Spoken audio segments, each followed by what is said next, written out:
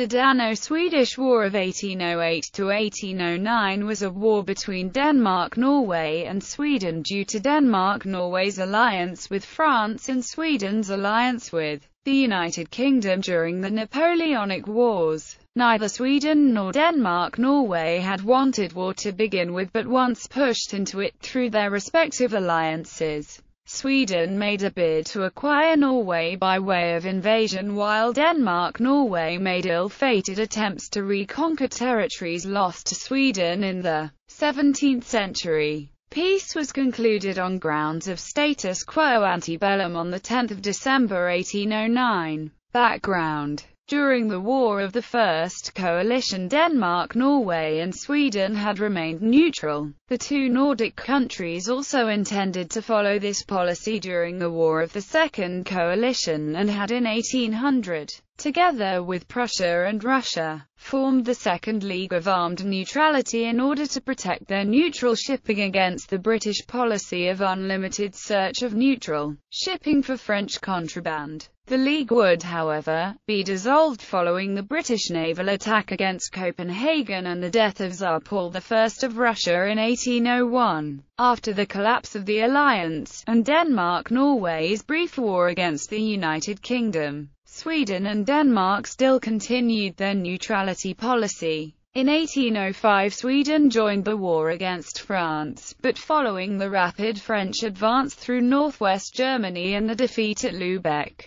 Swedish forces had to withdraw to Swedish Pomerania. Attempts at peace negotiations between France and Sweden was initiated, and Emperor Napoleon I of France offered Sweden in the autumn of 1806 Norway in exchange for Swedish Pomerania. But the negotiations failed, and in early 1807 French forces invaded and eventually occupied Swedish Pomerania. Following the treaties of Tilsit in 1807, the main focus of France and Britain was directed towards Denmark. Napoleon wanted to include the neutral Denmark-Norway in the continental system, while the United Kingdom feared that the Danish fleet should fall into the hands of the French.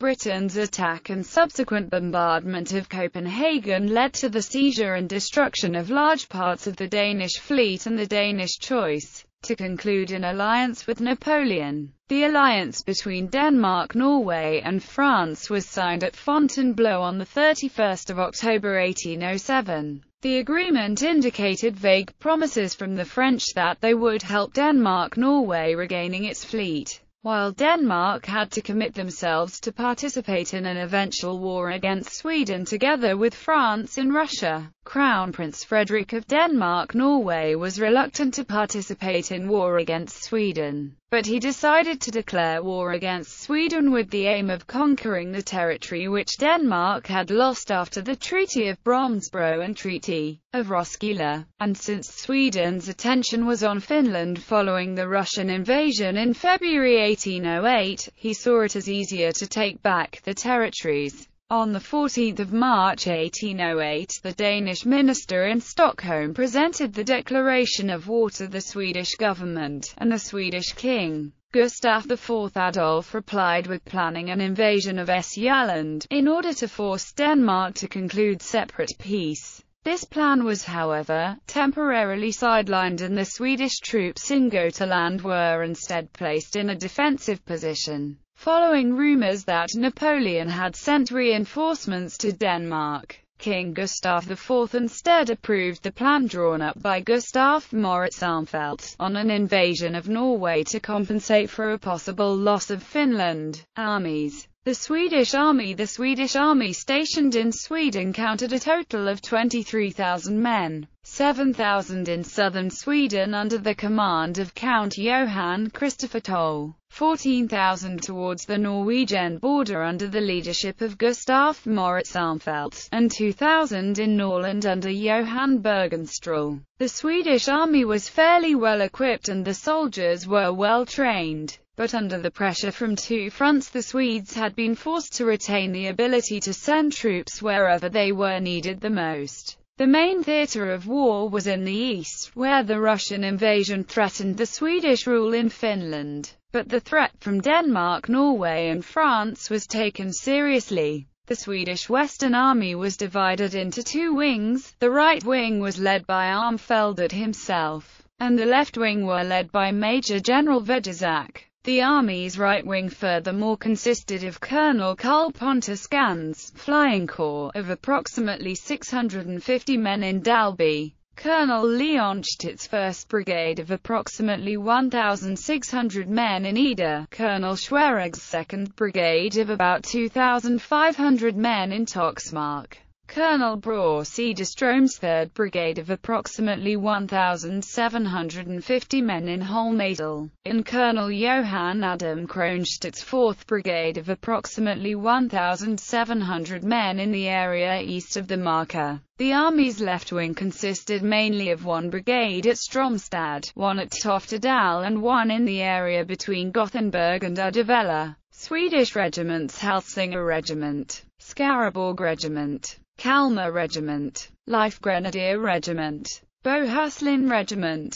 The Danish-Norwegian Army. The Danish-Norwegian Army combined consisted of 36,000 men. The Danish Army could muster 14,650 men, but only 5,000 of them could be used for attacks against the Swedish. The Norwegian Army had been prepared for a future war with Sweden since the fall of 1807. But since they were forced to organize coastal protection along the long Norwegian coast against attacks from the British warships who tried to close the connecting lines between Norway and Denmark, the army was in a poor state in late February 1808. The army ended up with a lack of weapons, lead, clothes, food, and many soldiers had equipment that was close to 20 years old. The Norwegian army was under the leadership of Prince Christian August of Augustenburg, who at that time was president of the Norwegian Government Commission, which had been established when the British initiated the blockade between Norway and Denmark in 1807. Christian August would later during the war also be appointed Governor-General of Norway. The Norwegian Army 24 dragoon companies totaling about 1,800 riders,